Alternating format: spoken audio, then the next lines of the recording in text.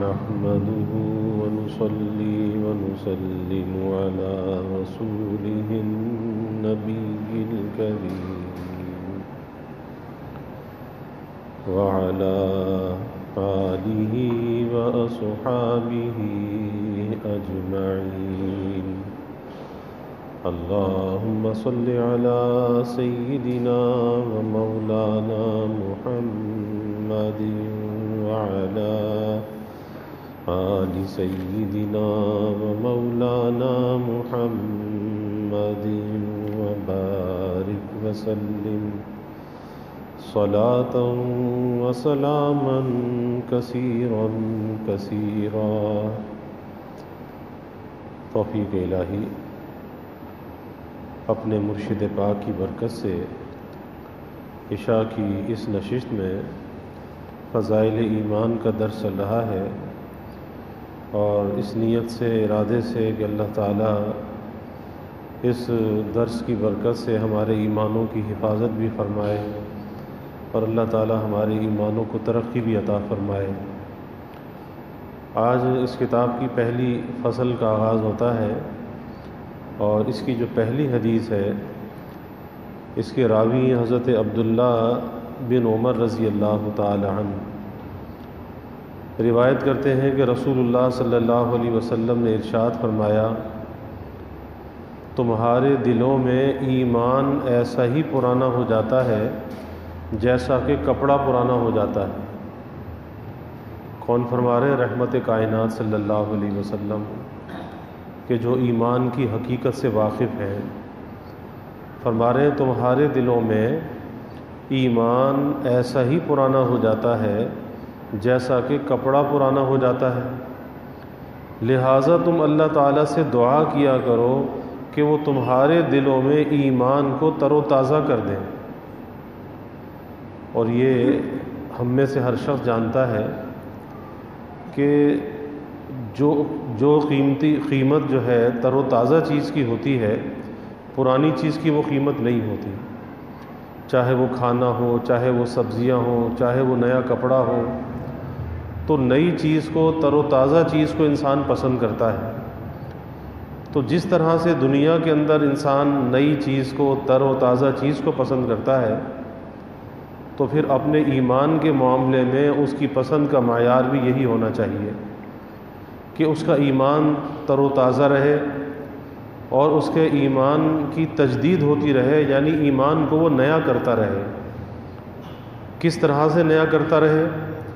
دوسری حدیث میں آپ صلی اللہ علیہ وسلم فرماتے ہیں، اس کے راوی حضرت ابو ہریرہ رضی اللہ تعالی عنہ، آپ صلی اللہ علیہ وسلم نے ارشاد فرمایا کہ تم اپنے ایمان کی تجدید کرتے رہا کرو، یعنی اپنے ایمان کو نیا کرتے رہا کرو، تجدید کرتے رہا کرو.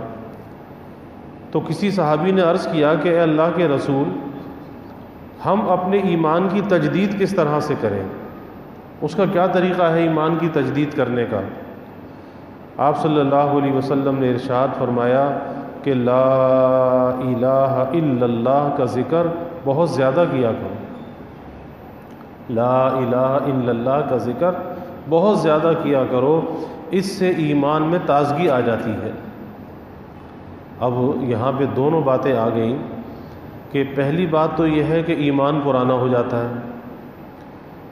اب ہماری سمجھ میں یہ بات نہیں آتی، ہمارے ذہن قبول نہیں کرتے. ہم سمجھتے کہ ایمان کیسے پرانا ہو جاتا ہے؟ بھئی ہاتھ میلے ہو جاتے ہیں یا لباس میلا ہو جاتا ہے، لیکن یہ جیسے کپڑا پرانا ہوتا ہے ایسے ایمان پرانا ہو جاتا ہے. اللہ کے حبیب صلی اللہ علیہ وسلم فرما رہے ہیں. تو حقیقت یہی ہے کہ جب اس ایمان کے تقاضوں کو پورا نہیں کیا جاتا تو پھر وہ ایمان پرانا ہو جاتا ہے، اور جب اس ایمان کے تقاضوں کو انسان پورا کرتا ہے تو ایمان نیا بھی رہتا ہے اور وہ ایمان مضبوط بھی رہتا ہے. جیسے کپڑے کی مثال دی، کپڑے کو انسان اگر برت رہا ہے اور اس کپڑے کو دھو بھی رہا ہے، اس کے میل کچیل کو دور بھی کر رہا ہے، وہ کپڑا نیا بھی رہتا ہے، صاف شفاف بھی رہتا ہے اور استعمال کے لائق بھی رہتا ہے. اگر اس کپڑے کو انسان پہننا چھوڑ دے تو رکھے رکھے وہ کپڑا بوسیدہ ہو جاتا ہے، رکھے رکھے وہ کپڑا بیکار ہو جاتا ہے، پرانا ہو جاتا ہے، پھر وہ کسی کام کا نہیں رہتا۔ تو پتہ یہ چلا کہ چیزوں کی افادیت اس کے استعمال کرنے سے ہوتی ہے۔ اسی طریقے سے ایمان کی جو افادیت ہے، اس کی جو ترقی ہے اور جو اس کی حفاظت ہے، وہ اس کے استعمال کرنے سے ہے۔ اب اس ایمان کو استعمال کیسے کیا جائے؟ ایمان کو اس طرح سے استعمال کیا جائے کہ اس کے تقاضوں کو پورا کیا جائے۔ ایمان کے تقاضے کیا ہیں؟ ایمان کا تقاضا یہ ہے کہ جس چیز کو اللہ نے حلال رکھا ہے اس کو حلال سمجھا جائے، جس کو اللہ نے حرام کر دیا اس سے بچا جائے، ہر وہ کام جس کے کرنے کا حکم ہے وہ کیا جائے، جس سے منع کیا اسے روکا جائے۔ اور جب اس ایمان کے تقاضے کو آدمی پورا کرے گا تو پھر اس کا ایمان نیا بھی رہے گا، اس کا ایمان ترقی بھی کرتا رہے گا، اور وہ بوسیدہ اور پرانا وہ نہیں ہوگا، بلکہ دل کے اندر ایمان تازہ رہے گا۔ اور دل کے اندر ایمان کی تازگی کی علامت اور پہچان کیا ہے؟ کہ یہ استحضار اس کے اندر قائم رہتا ہے کہ فلاں کام کیا تو اللہ راضی ہوگا، فلاں کام کیا تو اللہ ناراض ہوگا۔ یہ ہے ایمان کی تازگی، اس ایمان کی خوشبو، اس ایمان کی حلاوت، کہ ایک ایسی فکر دل کے اندر پیدا ہو جاتی ہے کہ فلاں کام سے اللہ راضی، فلاں کام سے ناراض، تو اللہ کی رضا والا کام کرنا چاہیے، ناراضگی والے کام سے بچنا چاہیے۔ اب جس کے اندر یہ فکر بیدار ہے، یہ فکر حلال اور حرام کی فکر، رضا اور عدم رضا کی فکر، یہ فکر جس کے دل کے اندر بیدار ہے، گویا کہ اس کا ایمان تر و تازہ ہے۔ اب ہر آدمی اپنی اس فکر کے معیار کو جانچ سکتا ہے، اور اس کے جانچنے کا طریقہ یہ ہے کہ اپنی زندگی کو پرکھ لینا چاہیے کہ اگر ہماری زندگی اوامر کے اہتمام میں گزر رہی ہے، جن کاموں کے اللہ نے کرنے کا حکم دیا ہے، امتثال امر، اگر ان کاموں کے کرنے میں گزر رہی ہے، اور جن کاموں سے روک دیا، منع کر دیا، ان سے بچ کر گزر رہی ہے، تو بھئی ہمارا ایمان تازہ ہے، پھر ہمیں اس پہ شکر کرنا چاہیے۔ اور شکر بھی ایک ایسی نعمت ہے کہ جس کی برکت سے ایمان بڑھتا ہے، ایمان میں ترقی ہوتی ہے۔ اسی لیے مجدد تھانوی رحمۃ اللہ علیہ فرمایا کرتے تھے، فرماتے تھے کہ ایمان کی حفاظت اور ترقی کا نسخہ حضرت نے بیان فرمایا کہ ہر آدمی یہ چاہتا ہے کہ اس کا خاتمہ ایمان پر ہو، اور موت کے وقت سب سے زیادہ ایمان اس کے پاس ہو۔ تو حضرت فرماتے تھے کہ ایمان حاصلہ موجودہ پر یومیہ بلا ناغہ اللہ تعالیٰ کا شکر ادا کرتے رہے۔ یا اللہ تیرا شکر ہے، یا اللہ تو نے ایمان کی دولت عطا فرمائی، یا اللہ اس کی حفاظت فرما، یا اللہ اس ایمان میں ترقی عطا فرما۔ اللہ سے مانگنا چاہیے، کیونکہ یہ دولت ایسی ہے جو اللہ نے بن مانگے ہمیں عطا کی ہے۔ اور اکثر ایسا ہوتا ہے کہ جو چیز انسان اپنے کسب سے حاصل کرتا ہے، اپنی کوشش سے حاصل کرتا ہے، اس کی تو قدر ہوتی ہے۔ کہ ایک لباس بھی انسان اپنی محنت کے پیسے سے بنواتا ہے نا، اس لباس کی تو فکر ہوتی ہے کہ کہیں پھٹ نہ جائے، خراب نہ ہو جائے، ضائع نہ ہو جائے۔ کیوں؟ اسے پتہ ہے کہ اس کے پیچھے بڑی محنت ہے، بڑی محنت سے میں نے کمایا ہے، پھر یہ لباس بنایا ہے۔ تو جو چیز انسان اپنے کسب سے حاصل کرتا ہے، اس کی حفاظت کا اس سے فکر زیادہ ہوتا ہے۔ لیکن جو چیز بن مانگے مل جائے، اس بن مانگے کی چیز کی اس درجے کی قدر نہیں ہوتی جو اپنی کسب سے حاصل کی ہوئی چیز کی ہوتی ہے۔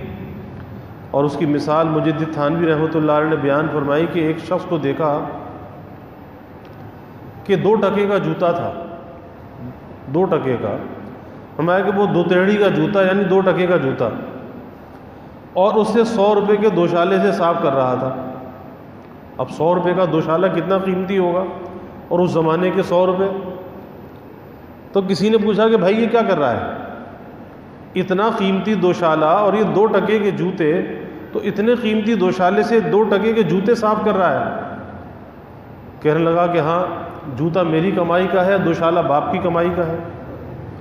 تو اپنی کمائی کی جو چیز ہے اس کی انسان کو قدر ہوتی ہے، جو چیز اپنے کسب سے حاصل کرے۔ تو ایمان چونکہ ہمیں بن مانگے مل گیا، یہی وجہ ہے کہ آج قدم قدم پر اس ایمان کو ہم داؤ پہ لگا دیتے ہیں۔ ایک جگہ نہیں، بہت سی جگہ پہ معمولی معمولی باتوں پر انسان جھوٹی قسم کھا لیتا ہے، ایمان کی قسم کھا لیتا ہے۔ ایمان کی قسم ایسا تھا، ایمان کی قسم ایسا تھا۔ اور خود جانتا ہے کہ جھوٹی قسم کھا رہا ہوں، اور جھوٹی قسم کھا کے سودا بیچ دیتا ہے کہ ایمان کی قسم میں نے اتنے کا لیا تھا، ایمان کی قسم میں نفع نہیں لے رہا، جھوٹی قسم، جبکہ نفع لے رہا ہے۔ تو بھائی ایمان درمیان میں کیوں آتا ہے کہ اتنا سستا ہے، اتنا بے قیمت ہے کہ بات بات پر دنیا کے ایک موہوم سے نفع کے لیے اس کو داؤ پہ لگا دیا جائے؟ آخر اللہ کی ذات پہ بھروسہ کیوں نہیں ہے کہ جس اللہ نے پیدا کیا ہے اس نے رزق کا وعدہ بھی کیا ہے، اور رزق تو مقسوم ہے، اللہ نے انسان کے مقدر میں لکھ دیا ہے، اور جو مقسوم ہے وہ اسے مل کر رہے گا، دنیا کی کوئی طاقت اسے چھین نہیں سکتی۔ یقین ہونا چاہیے نا کہ جو اللہ نے میرے مقدر میں لکھ دیا ہے پھر مجھ سے کوئی لے نہیں سکتا، تو اللہ کو کیوں ناراض کرے، اور جھوٹ بول کر کیوں سودا بیچے، ملاوٹ کر کے کیوں بیچے، دھوکہ دے کر کیوں بیچے، اور جھوٹی قسم کھا کر کیوں بیچے؟ تو ڈرنے کا مقام ہے۔ بہت سے لوگ عدالتوں میں جاتے ہیں، کسی نے کہا جی یاری دوستی رشتہ داری میں چلو جی گواہی تو دے دو ذرا ہماری طرف سے، اب چلے گئے عدالت گواہی دینے کے لیے۔ اب وہ جج کے سامنے کیا ہوتا ہے، وہ جج کے سامنے کلمہ پڑھواتے ہیں، کلمہ، اور کلمہ پڑھوا کر وہ کہلواتے ہیں کہ جو بات میں کہوں گا یا مجھ سے پوچھی جائے گی میں سچ کہوں گا۔ اب حلف کس چیز پہ دے رہا ہے؟ کلمے پہ حلف دے رہا ہے، اور یہ کلمہ تو ہمارے ایمان کی بنیاد ہے۔ اگر بنیاد ہی ڈہ جائے تو باقی عمارت کا کیا بنے گا؟ یہ کلمہ ایمان کی بنیاد ہے۔ اب کھڑے ہو کر تو یہ کہہ دیا، کلمہ بھی پڑھ لیا، کہہ بھی دیا، اور اس کے بعد کیا کیا؟ وہ جو وکیل نے پڑھایا تھا اور جھوٹ سچ الٹا سیدھا سب وہ جواب دیا۔ جانتا ہے کہ میں اس موقع پہ موجود نہیں تھا، میرے سامنے کا یہ واقعہ نہیں ہے، لیکن دوستی میں رشتہ داری میں تعلق کو نبھانے کے لیے جھوٹی گواہی دے رہا ہے۔ ہاں جی میں نے تو دیکھا تھا، ہاں جی میرے سامنے تو ایسا ہوا تھا، اور کیا؟ کلمہ پڑھ کے کہہ رہا ہے، کلمہ پڑھ کے جو ایمان کی اساس اور بنیاد ہے۔ تو اب اندازہ لگائیے کہ اس اساس کو ڈھا رہا ہے، اس پہ ظلم کر رہا ہے، پھر تیرا ایمان کیسے محفوظ رہے گا؟ تو اس لیے میں عرض کر رہا ہوں کہ اس ایمان کو تازہ رکھنا چاہیے، اس ایمان کو بوسیدہ اور پرانا نہیں کرنا چاہیے، اور اس ایمان کو تازہ رکھنے کا ذریعہ ایک ہی ہے، اور وہ ذریعہ یہ ہے کہ حلال اور حرام کی فکر آ جائے، جائز اور ناجائز کی فکر آ جائے، اللہ کی رضا اور عدم رضا کی فکر آ جائے کہ اللہ کس سے راضی ہوگا کس سے ناراض ہوگا، اور زندگی کا مقصد یہ بن جائے کہ بس میں نے اللہ کی رضا والے کام کرنے ہیں، اللہ کی ناراضگی سے میں نے بچنا ہے۔ بس جس دل کے اندر یہ فکر بیدار ہو گئی، اس کے دل کے اندر جو ایمان ہے وہ ایمان اس کا تر و تازہ ہے۔ اب اس کے ایمان کو کوئی چیز نقصان نہیں پہنچا سکتی، کیونکہ وہ تازہ ہے نا، تر و تازہ ہے، وہ بوسیدہ نہیں، وہ کمزور نہیں۔ اور اگر یہ فکر انسان کے دل میں بیدار نہیں ہوتی، نتیجہ کیا ہوتا ہے؟ یہ فکر کیا ہے؟ یہ فکر ایسے ہے جیسے کسی درخت کی آبیاری کی جائے، پودے کی آبیاری کی جائے۔ اگر اس پودے کو پانی دیتے رہو تو تر و تازہ رہے گا، پھلتا پھولتا رہے گا، اور اگر اس پودے کو پانی دینا چھوڑ دو اور بجائے اس کی خوراک کے، جو پانی اس کی خوراک ہے، کھاد اس کی خوراک ہے، اس بجائے اس خوراک کے دینے کے اس کی جڑوں میں تیزاب ڈالنا شروع کر دو، تو کیا ہوگا؟ چند دن کے بعد تو وہ جل کے ختم ہو جائے گا۔ بظاہر کھڑا ہوا تو نظر آئے گا کہ ہاں یہ پودا تو کھڑا ہے، لیکن سوکھا ہوا جلا ہوا۔ تو جب انسان اس ایمان کو غذا نہیں دیتا، کھاد نہیں دیتا، اور وہ غذا اور کھاد کیا ہے؟ وہ اللہ کا ذکر ہے اور وہ نیکی ہے، اور پھر جب اس کے مخالف چلتا ہے، اس کا عکس کرتا ہے، یعنی اللہ کی نافرمانی کرتا ہے، گناہ کرتا ہے، تو کیا کرتا ہے کہ اس ایمان کی جڑوں کو وہ بجائے سیراب کرنے کے وہ اسے تیزاب دے رہا ہوتا ہے، اس کی جڑوں کو اندر سے جلا رہا ہوتا ہے۔ تو ظاہر ہے کہ پھر تو ایمان نے سکڑ جانا ہے نا، جیسے پودے اور درخت سکڑ جاتے ہیں، جل کے بالکل کانٹا ہو جاتے ہیں، سوکھ جاتے ہیں، تو ایسے ایمان بھی سکڑ جائے گا، محدود ہو جائے گا، کمزور ہو جائے گا، ایک دھکے کے اندر وہ ایمان گر جائے گا۔ تو اللہ کی نافرمانی ایمان کو کمزور کرنے والی ہے، اور اللہ کی اطاعت ایمان کو مضبوط کرنے والی ہے۔ اب کیا ہر آدمی اپنے ایمان کو مضبوط کر سکتا ہے؟ تو یقیناً کر سکتا ہے، کیونکہ اللہ نے کسی ایسی چیز کا مکلف نہیں بنایا کہ جو انسان کے اختیار میں نہ ہو، جسے وہ نہ کر سکتا ہو، اور ہم کسی کو مورد الزام نہیں ٹھہرا سکتے۔ کل قیامت کے دن ہم سے سوال ہو کہ جی فلاں گناہ کیوں کیا تھا، ہم کہیں جی شیطان نے ہم سے کرا دیا تھا، ہم نے کہے جی ہم نے نفس نے بہکا دیا تھا، شیطان نے بہکا دیا تھا، تو شیطان کے بہکاوے میں کر لیا تھا، نفس کے بہکاوے میں کر لیا تھا۔ تو کبھی اپنے آپ سے یہ سوال کرنا چاہیے، کیا اس جواب پر اللہ کے یہاں چھوٹ ہو جائے گی؟ کیا یہ جواب اللہ کے ہاں قابل قبول ہوگا؟ اللہ کہے گا کہ میں نے تو تجھے اختیار اور ارادے کے ساتھ بھیجا تھا، تیرے اندر ایسی ہمت کا خزانہ رکھا تھا، تو اگر چاہتا نیکی کرنا تو کر سکتا تھا، میں نے تجھے ہمت دی تھی، کرنے کی صلاحیت دی تھی، اور اگر تو اپنے آپ کو بچانا چاہتا اس بچنے کی ہمت بھی دی تھی، صلاحیت بھی دی تھی، اختیار اور ارادہ بھی دیا تھا، اگر تو بچانا چاہتا تو بچ بھی سکتا تھا۔ تو جو آدمی یہ عذر پیش کرے کہ ماحول کو برا کہے اور نفس اور شیطان کو برا کہے اور اپنے آپ کو کچھ نہ کہے، تو یاد رکھیے کہ یہ کسی اور کو دھوکہ نہیں دے رہا، یہ اپنے آپ کو دھوکہ دے رہا ہے، یہ خود فریبی کے اندر مبتلا ہے، یہ اپنے آپ کو دھوکہ دے رہا ہے، اور ظاہر ہے کہ پھر کس کا نقصان کر رہا ہے؟ نقصان بھی اپنا کر رہا ہے، کسی اور کا نقصان نہیں کر رہا۔ تو اس لیے اس دھوکے اور فریب سے بچنا چاہیے۔ پتہ یہ چلا کہ ہمیں اپنے ایمان کو تر و تازہ رکھنا چاہیے۔ میں یس کر رہا تھا کہ شکر سے بھی ایمان بڑھتا ہے۔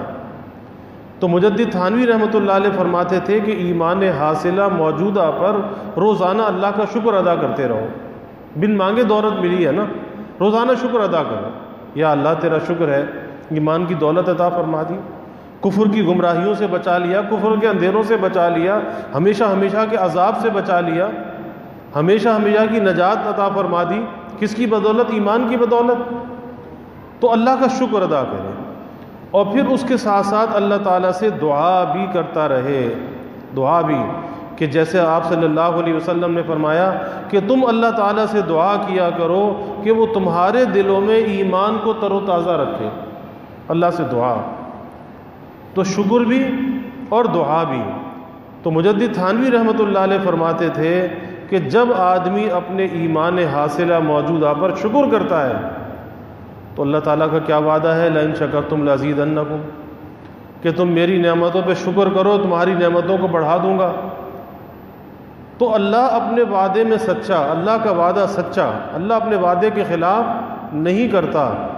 تو جب ہم روز اپنے ایمان پر شکر کریں گے، روزانہ ہمارا ایمان بڑھتا رہے گا، بڑھتا رہے گا، اور وہ دن جو ہماری موت کا دن ہوگا، دنیا سے جانے کا دن ہوگا، اس دن سب سے زیادہ ہمارے پاس ایمان ہوگا، یعنی ایمان کے کمال کی حالت میں ہماری اللہ تعالیٰ کے ساتھ ملاقات ہوگی۔ تو اس طرح سے اپنے ایمان کی حفاظت کا فکر بھی کرنا چاہیے، اور اس کے ساتھ ساتھ اللہ تعالیٰ سے دعا کرنی چاہیے کہ یا اللہ اس ایمان کو تر و تازہ رکھ، یا اللہ اس ایمان کی حفاظت فرما، یا اللہ اس ایمان کے اندر برکت عطا فرما۔ بس یہ وہ نسخہ ہے کہ جس کے ذریعے سے انسان کے ایمان کی حفاظت بھی ہوتی ہے اور ایمان کے اندر ترقی بھی ہوتی ہے۔ اللہ تعالی ہمیں اس پر عمل کی توفیق عطا فرمائے۔ وآخر دعوانا الحمدللہ رب العالمین۔ الحمد للہ رب العالمین والعاقبۃ للمتقین والصلاة والسلام علی اشرف الانبیاء والمرسلین۔ اللہم صلی علی سیدنا و مولانا محمد وعلی آل سیدنا و مولانا محمد وبارک وسلم۔ ربنا آتنا فی الدنیا حسنہ وفی الآخرۃ حسنہ وقنا عذاب النار۔ ربنا اتمم لنا نورنا واغفر لنا انک علی کل شیء قدیر۔ اللہم اعنا علی ذکرک و شکرک و حسن عبادتک۔ اللہم انا نستعینک علی طاعتک۔ اللہم وفقنا لما تحب و ترضی من القول والعمل والفعل والنیت والہدی انک علی کل شیء قدیر۔ اللہم ارزقنا حبک وحب حبیبک صلی اللہ علیہ وسلم اللہم ارزقنا شہادۃ فی سبیلک واجعل موتنا ببلد رسولک۔ یا اللہ یا رحمان یا رحیم یا کریم یا ارحم الراحمین یا اکرم الاکرمین۔ یا اللہ ہمارے گناہوں کو معاف فرما، یا اللہ ہماری خطایا سے درگزر فرما، یا اللہ اپنی محبت معرفت عطا فرما، اپنی رضا والی زندگی یا اللہ نصیب فرما، اپنے رضا والے کاموں کی یا اللہ توفیق عطا فرما، یا اللہ ہمارے ایمانوں کی حفاظت فرما، یا اللہ ہمارے ایمانوں میں ترقی عطا فرما، یا اللہ نقصان سے بچا، یا اللہ کمزور ہونے سے بچا، یا اللہ اس کی ترقی کے جو بھی اسباب ہیں یا اللہ ہمیں اس کو اختیار کرنے کی توفیق عطا فرما، یا اللہ یہ ایمان کی دولت بن مانگے آپ نے عطا فرمائی، اے اللہ موت تک اس ایمان کو سلامت رکھنا، یا اللہ ایمان کی سلامتی کے ساتھ، ایمان کی ترقی کے ساتھ اے اللہ اپنے پاس بلا لینا، اے اللہ اس ایمان کے ساتھ ہمیں جنت عطا فرما دینا، اے اللہ ہمارے ایمان کی آخری سانس تک حفاظت فرما، اس نعمت کی سچی قدردانی کی توفیق عطا فرما، یا اللہ اس درس حدیث کی کامل برکات ہمیں نصیب فرما، اس کے انوار سے ہمارے قلوب کو منور فرما، اپنے نبی کی تعلیمات پہ چلنے والا بنا، آپ کے طریقوں کی محبت اور عظمت ہمارے دلوں میں پیدا فرما، یا اللہ صحابہ کی، خلفائے راشدین کی، اہل بیت کی محبت اور عظمت ہمارے دلوں میں پیدا فرما، ان کے نقش قدم پر یا اللہ ہمیں چلنے والا بنا، اپنے نبی کے ساتھ یا اللہ ہمیں وفا کا تعلق نصیب فرما، آپ کی غلامی میں جینے اور مرنے کی یا اللہ توفیق عطا فرما، یا اللہ ہمیں ختم نبوت کا ادنا سا سپاہی بنا، اور ناموس رسالت کا، ناموس صحابہ کا یا اللہ ہمیں محافظ بنا، یا اللہ اس درس حدیث کی برکت سے سارے عالم کو، ساری انسانیت کو کرونا کی وبا سے نجات عطا فرما، یا اللہ ساری انسانیت کو امن عافیت و سلامتی عطا فرما، یا اللہ شفا کو نازل فرما، وبا سے نجات عطا فرما، سب کے دلوں کے نیک ارادوں کو، تمناؤں کو از غیب پورا فرما، یا اللہ سب کی حاجات کو پورا فرما، سب کی پریشانیوں کو دور فرما، بیماریوں سے یا اللہ حفاظت فرما، ہر ناگہانی بلا اور مصیبت سے یا اللہ حفاظت فرما، زمینی آسمانی آفات سے یا اللہ حفاظت فرما، موذی امراض سے یا اللہ حفاظت فرما، یا اللہ سب کے علم میں، عمل میں، رزق میں خوب خیر و برکت فرما، ابواب رزق یا اللہ کشادہ فرما، رزق حلال عطا فرما، آسان عطا فرما، برکت والا عطا فرما، یا اللہ رزق ظاہر بھی عطا فرما، رزق باطن بھی عطا فرما، یا اللہ کبھی کسی کو مخلوق کا محتاج نہ بنا، ہمیشہ اپنے در کا سائل اور بھکاری بنا، اپنے در کا منگتا اور سوالی بنا، یا اللہ اپنے غیر سے ہماری امیدوں کو قطع فرما،